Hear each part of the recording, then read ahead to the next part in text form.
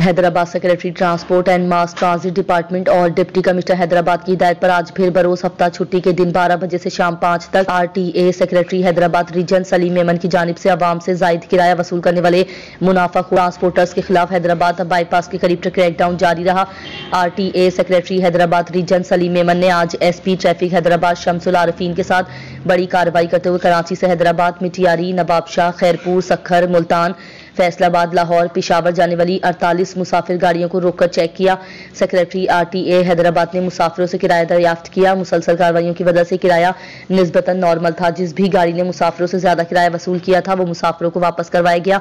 वो टोटल 67,000 था और 18,800 रुपया जुर्माना भी लगाया गया। इस मौके पर एसपी ट्रैफिक और आरटीए सेक्रेटरी सलीम मेमन ने अपने बयान में कहा कि कुछ ट्रांसपोर्टर छुट्टी के दिन आवाम से ज्यादा किराया वसूल करते हैं, जिस वजह से एक्शन लेकर जायद किराया मुसाफिरों को वापस करवाया। RTA secretary Hyderabad region Salim Memon का मजीद कहना था कि डीजल और पेट्रोल की कीमतें कम होने के बाद ट्रांसपोर्टर्स को चाहिए कि मुकर्रर शुदा किराया मुसाफिरों से वसूल किया जाए ताकि आवाम को रिलीफ मुहैया किया जा सके, जिसमें अपने तजुर्बे को पूरी तरह बरोकार लाकर अपनी कार्रवाइयां करता रहूंगा ताकि आवाम को रिलीफ मुहैया होता रहे। हर छुट्टी वाले दिन रात को जुम्मे को और सैटरडे की दोपहर और शाम